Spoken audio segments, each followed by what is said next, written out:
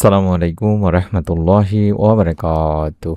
1 minute মাদ্রাসা YouTube চ্যানেলে সম্মানিত দিনী ভাই বোনেরা, আশা করি আল্লাহ তাআলার অশেষ রহমতে ভালো আছেন, সুস্থ আছেন। আলহামদুলিল্লাহ। আজ অত্যন্ত গুরুত্বপূর্ণ একটি ভিডিও নিয়ে হাজির হয়েছি। আজ হচ্ছে 15 শাওয়াল মাস, অর্থাৎ 15 শাওয়ালের আজ আসরের পরে যারা রোজা আছেন কিংবা রোজা ছাড়াও আপনারা আসরের পরে ছোট্ট এই দোয়াটি মাত্র 11 বার দেখে দেখে হলেও পড়বেন। আল্লাহ তাআলা চাহে তো মাগরিবের আগে আপনার মনের আশা পূরণের সুখবর আপনি পাবেন, ফল পাবেন। আমি আশা করছি মনোযোগ দেওয়া আমলের নিয়তে ভিডিওটি সম্পূর্ণ আপনারা দেখবেন। ইসলামের অন্যান্য ইবাদতের তুলনায় রোজা অনন্য হওয়ার কারণ হলো এর প্রতিদান আল্লাহ স্বয়ং নিজ হাতে দেবেন। এ প্রসঙ্গে মহান আল্লাহ বলেন, কিন্তু রোজা আলাদা, কেননা তা একমাত্র আমার জন্য এবং আমি নিজে এর বিনিময় দেব।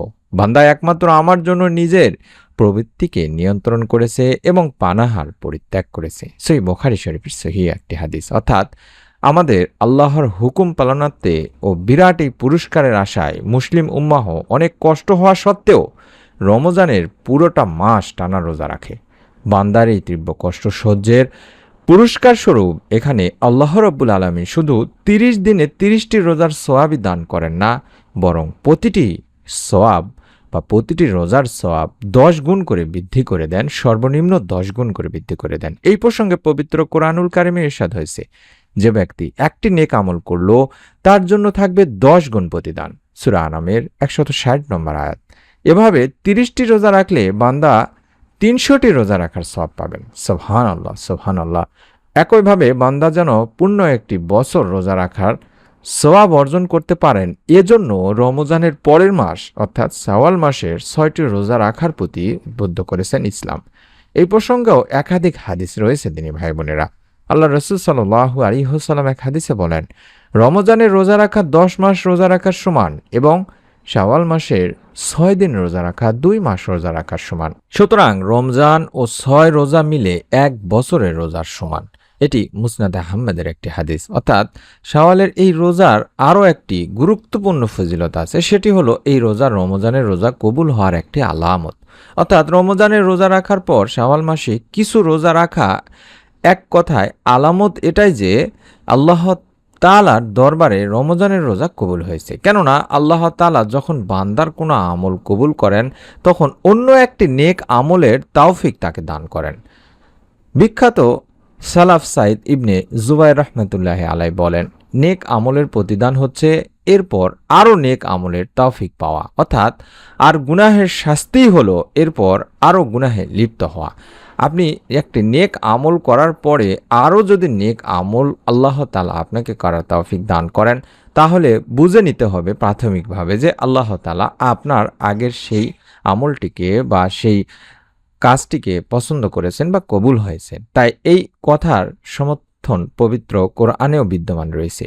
মহান আল্লাহ তাআলা নিজেও বলেন, যারা হেদায়েতের পথে অবলম্বন করেছে আল্লাহ তাদের হেদায়েতে উৎসর্গ করেছেন এবং তাদের দান করেছেন তাদের প্রয়োজনীয় তাকওয়া।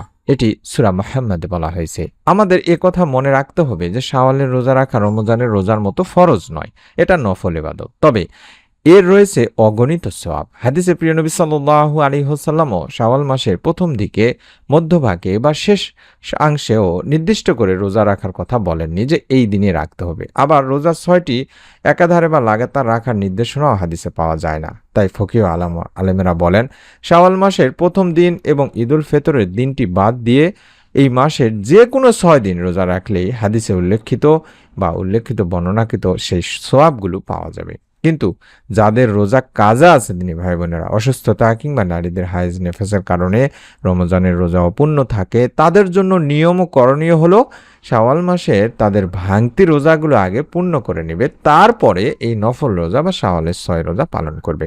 আমি আশা করি আপনারা বুঝতে পেরেছেন। যারা এই শাওয়াল মাসে রোজা রাখতে চাচ্ছেন তারা রোজা রেখে আসরের নামাজ আদায় করে এই ছোট্ট দোয়াটি পাঠ করবেন।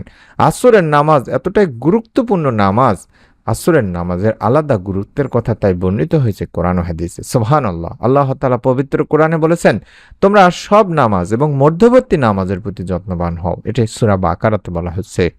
অর্থাৎ এখানে মধ্যবর্তী নামাজ বলতে কিন্তু আসরের নামাজকে বোঝানো হয়েছে, কারণ এই নামাজের আগে 2 ওয়াক্ত নামাজ রয়েছে, পরেও 2 ওয়াক্ত নামাজ রয়েছে। মুফাসসিরিনে কেরামেরা বলেন, আসরের নামাজ বেশি গুরুত্বপূর্ণ হওয়ার অন্যতম কারণই হলো সাধারণত এই সময় মানুষ কাজকর্মে ব্যস্ত থাকে, ফলে নামাজ আদায়ে গাফুলতি হওয়ার যথেষ্ট আশঙ্কা থাকে।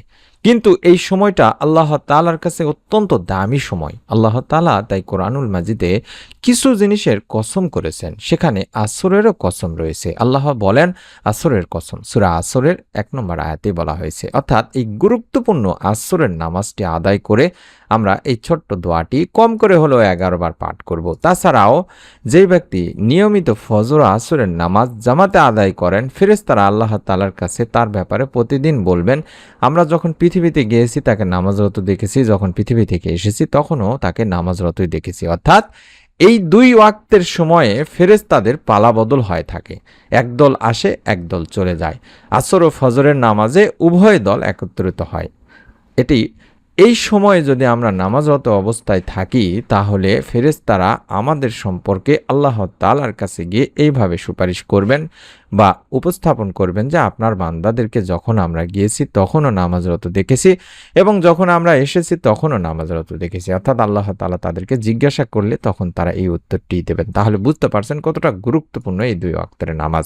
এই নামাজের পরে আমরা মনের নেক আশা পূরণের জন্য একটি ছোট্ট দোয়া পাঠ করব ১১ বার। মানুষ আশা আকাঙ্ক্ষা নিয়েই বেঁচে থাকে তিনি ভাই বোনেরা। মনের আশা পূরণ করতে কত কিছুই না করে থাকেন মানুষ, অনেকেই অনেক আমল করে থাকেন। কিন্তু মনে রাখবেন, যে আমলগুলো কোরআন ও হাদিসে রয়েছে পরীক্ষিত আমল, সেগুলোই করার চেষ্টা করবেন। যেমন ইসমে আজমের আমল। অর্থাৎ ইসমে আজম এমন এক গুরুত্বপূর্ণ আমল, কম বেশি সকলে জানেন যে মহান নাম আল্লাহ তাআলার, সেই নাম ধরে যদি আল্লাহকে ডাকা হয়, আল্লাহ তাআলা সেই বান্দার ডাকে সাড়া দিয়ে মনের নেক আশা পূরণ করেন। তেমনই একটি ইসমে আজম আমরা আসরের সালাত আদায় করে অন্তত ১১ বার পড়ব। আল্লাহুম্মা ইন্নী আসআলুকা বিআন্না লাকাল হামদু লা ইলাহা ইল্লা আনতাল মান্নান বাদিউস সামাওয়াতি ওয়াল আরদ ইয়া জাল জালালি ওয়াল ইকরাম ইয়া হাইয়্যু ইয়া কাইয়্যুম।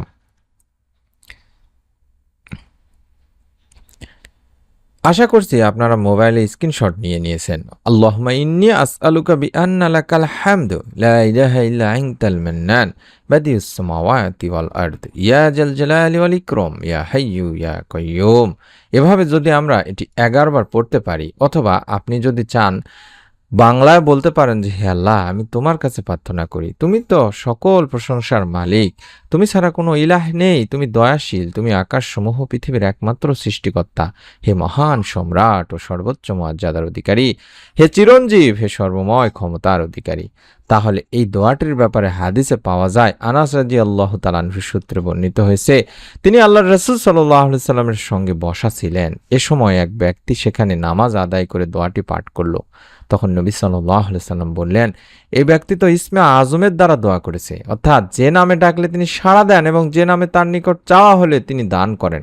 সরাসরি বিশ্বনবী সাল্লাল্লাহু আলাইহি সাল্লাম এভাবে বলছেন যে, যদি এ নামে ডাকা হয় আল্লাহ সাড়া দেবেন এবং কিছু চাইলে আল্লাহ তাআলা তাকে তা দান করবেন। তাহলে আমি আশা করছি দোয়াটি আবারও দেখছেন, ইসমে আজমের এই দোয়াটি যদি আমরা কম করে হলেও ১১ বার না পড়ে একবারও পড়ে যদি আল্লাহ তাআলার কাছে দুখানা হাত তুলে আমাদের চাওয়া পাওয়াগুলো আল্লাহ তাআলার কাছে বলি, আল্লাহ তাআলা আমাদের ডাকেও সাড়া দিয়ে আমাদের মনে নেক আশা ইনশাআল্লাহ পূরণ করেই দেবেন। তাই একটা নিয়ত করে আমল করুন, আজই আমল করুন। যখনই ভিডিওটি দেখছেন তখনই আপনি নিজে আমল করবেন এবং আপনার নিকট আত্মীয় স্বজনের কাছে এখনই ভিডিওটি শেয়ার করে দিন, তারাও যেন আপনার ওসিলায় আমলটি সম্পর্কে জানতে পারেন এবং তাদেরও মনে নেক আশা আল্লাহ পূরণ করে দেন। আমি আশা করছি আপনারা সকলেই নিয়ত করে আমলটি করবেন এবং নতুন এরকম আমলের ভিডিও পাওয়ার জন্য আমাদের চ্যানেলটির সঙ্গেই থাকবেন। সকলে ভালো থাকুন, সুস্থ থাকুন। আসসালামু আলাইকুম ওয়া রাহমাতুল্লাহ।